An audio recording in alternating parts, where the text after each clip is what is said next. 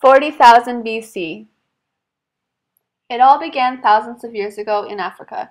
This is where early mankind illustrated some of the very first character art on the walls of their caves. The most common illustrations we see contain large wild animals.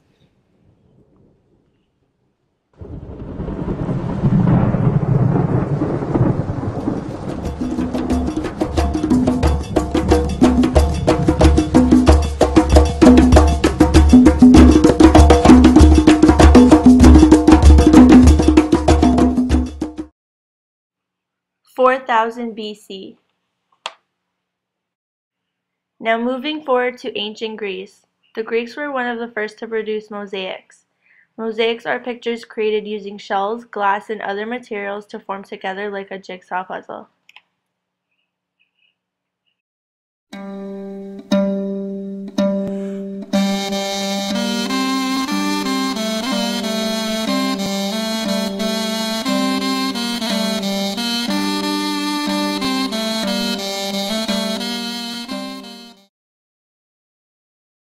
Nineteenth century.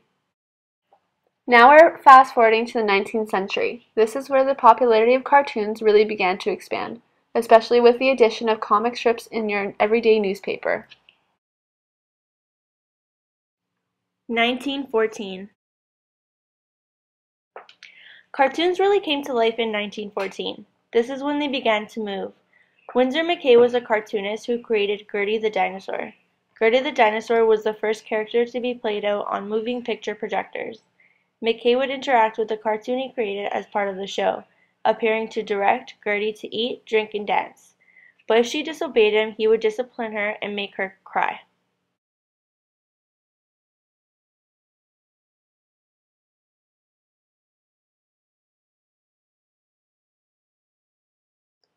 This is the beginning of a famous technique used for many years called cell animation. This is where transparent sheets with the characters drawn on them were used over painted still backgrounds, which saved them a lot of time. The Golden Age, 1930 to 1960. At MGM Studios and Warner Brothers, a mixture of first-rate animation, crazy direction, and exaggerated voice acting accompanied in a new era of comical cartoons. Voice actors like Mel Blanc, the voice of Daffy Duck, gave characters a whole new personality.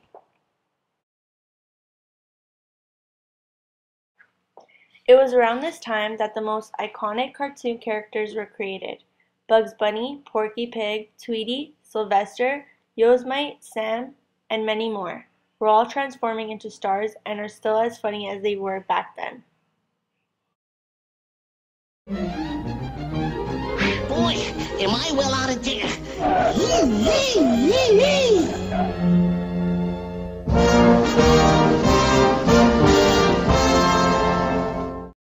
It all started with Charlie Chaplin, Laurel and Hardy, the Marx Brothers, the Three Stooges, and Abbott and Costello. They stretched the limits of slapstick considering they were real-life humans. Cartoons, on the other hand, have no boundaries when it comes to stretching arms, banging heads, and cutting limbs. And while majority of those who started these violent animation films were for comedic reasons, they did not quite stir controversies, for they are meant to be funny.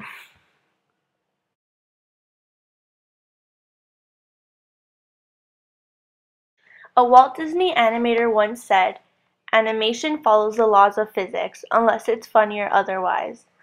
Looney Tunes and Merrie Melodies chief animator, writer, producer, and director Chuck Jones started his own production company back in 1962, which began to produce cartoons for MGM, including Tom and Jerry.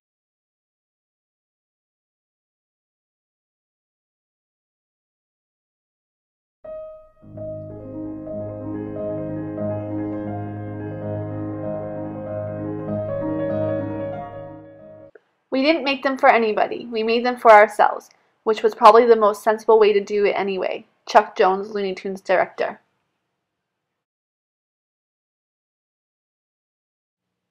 Who is Tex Avery? Frederick Bean Avery, also known as Tex Avery, was born on February 26, 1908. Tex worked for Warner Brothers between the years of 1935 to 1941. While his time at Warner Brothers, he created the beloved animated characters Droopy Dog, Daffy Duck, and most importantly, Bugs Bunny.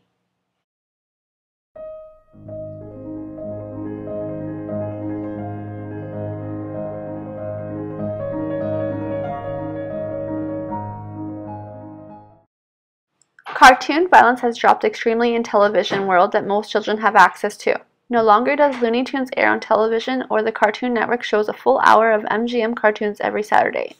The Disney Channel has ruled out any old cartoon series with shows like Kim Possible.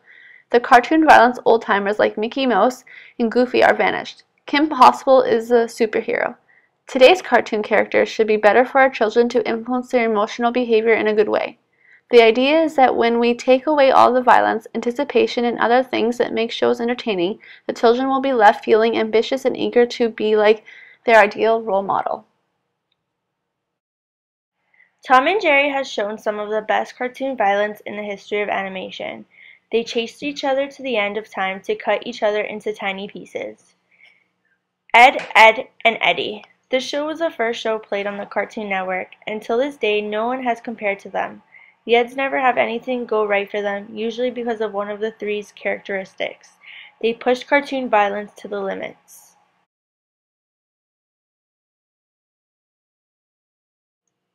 Many children are affected by watching violent cartoon shows and may influence their emotional behavior in a negative approach. It is obvious that the amount of violence and graphics that are introduced in cartoons have changed in the cartoon shows that are watched today. In the olden days, cartoon shows like Tom and Jerry showed horrible situations but made light out of it and not so much graphic details, for example, blood and gruesome acts.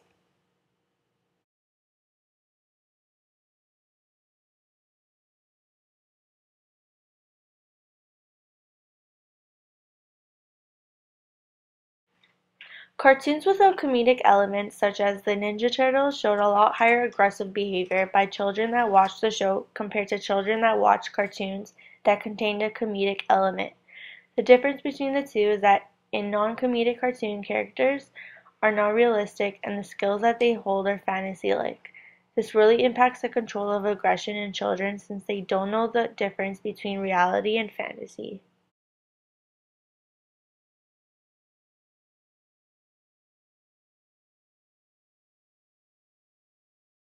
Impact.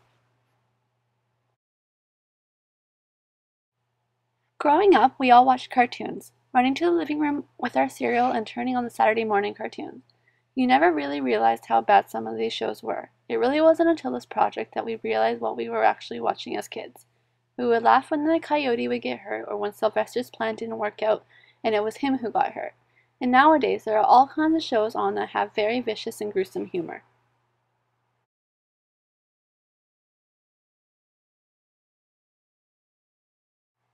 Shows like Family Guy, The Simpsons, South Park, Futurama, and many more are directed more for adults. However, many young children are watching these shows too. Sometimes parents aren't home to control what they are watching. It is all over the internet too.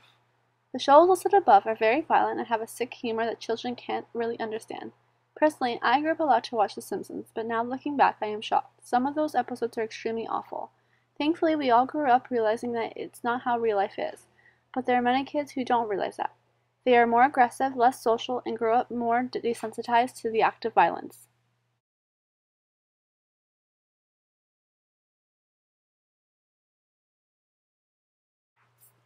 Over the years, cartoon violence has changed tremendously.